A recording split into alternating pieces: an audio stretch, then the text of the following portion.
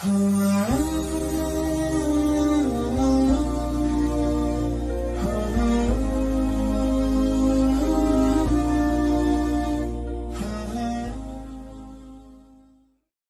seseorang miskin, punya anak sekian, beberapa orang. Ini kisah-kisah salafus saleh dulu. Dia pas mau makan sama istri sama anak-anaknya, ada 4-5 orang anak, mau makan sama-sama, dan cuma ada sedikit makanan, tiba-tiba ada yang ketuk pintu, orang miskin. Dia bilang begitu, mau dihidangkan makan, mau makan, ada yang ketuk pintu. Saya suruh istri saya buka, dibuka pintu, ternyata ada orang miskin yang minta. Mereka miskin, ada orang miskin lagi minta. Kami sudah sekian hari nggak makan, berikanlah makanan.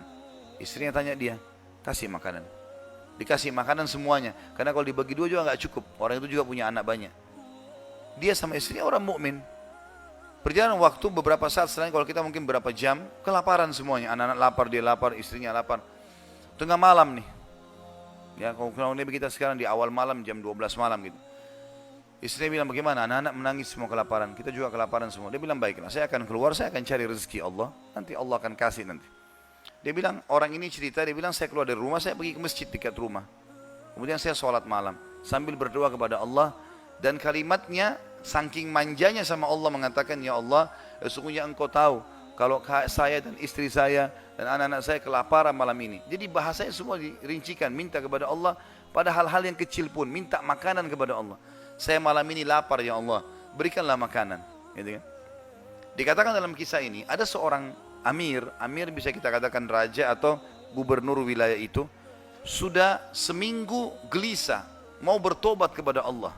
Sudah seminggu gelisah mau bertobat kepada Allah. Maka dia pun gelisah. Amir ini malam itu dia nggak bisa tidur.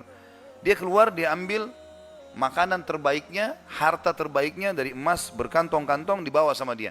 Dia bilang, ya Allah, sebagai bentuk taubatku kepadamu, maka aku akan membagikan ini kepada orang yang membutuhkannya malam ini. Dan aku tidak akan memegang tali kekangan kuda ini, aku akan biarkan dia menuju ke arah yang manapun kau pandu. Maka kudanya pun jalan, hanya masuk ke dalam masjid yang ada orang susah tadi. Ini kisah nyata. Pada saat masuk, dia bilang, Amir ini bilang, saya tidak tahu kenapa kuda saya ke sini, tapi ini rumahnya Allah, pasti ada sesuatu. Dia bilang, saya turun dari kuda, saya masuk, saya temukan orang itu lagi berdoa, dan doanya minta makanan. Maka saya pun berkata kepada orang tersebut setelah dia salam, saya sudah dengarkan doamu, dan saya salah satu hamba Allah, dia bilang, dan saya pemimpin Amir ya, wilayah ini, saya niat taubat dan saya ingin memberikan ini, maka saya berikan kepadamu. Ambillah harta ini, uang ini cukup untuk dia menjadi orang kaya karena banyak sekali, dan makanan juga sudah cukup. Dan dia bilang, Amir ini bilang, pemimpin ini bilang, kalau seandainya kau butuh apa-apa datang ke istana saya saja.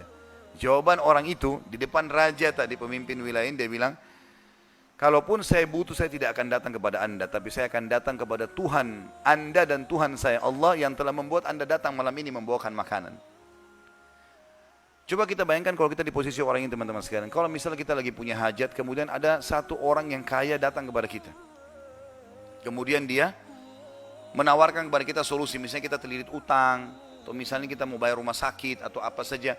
Lalu datang orang mengatakan, baiklah saya akan bayarkan. Mungkin pikiran kita pendek sampai di situ. Kita akan mengatakan, baiklah. Apalagi dia bilang, pokoknya butuh apa saja datang ke saya. Ini nomor telepon saya. Saya yakin kita akan lupakan Allah itu. Kita akan ke orang itu. Ambil pelajaran dari orang soleh ini. Di depan orang itu dia mengatakan, saya tidak akan datang kepada anda, tapi saya akan datang kepada Allah, Tuhan anda dan Tuhan saya yang telah membuat anda datang membawa makanan malam ini. Jadi justru kalau sudah dapat solusi, jangan malah jauh dari Allah ini. Malah harusnya jadi lebih dekat kepada Allah SWT. Allah mudahkan seorang dokter, resepnya bisa membuat kita sembuh, bukan karena resep dan dokter itu, tapi karena Allah SWT yang ingin itu.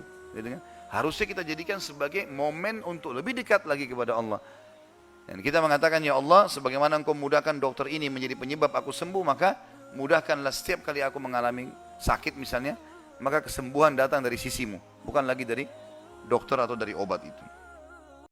سبيل الدموع سبيل مريح تنهدى يا صاحي كي تستريح وبث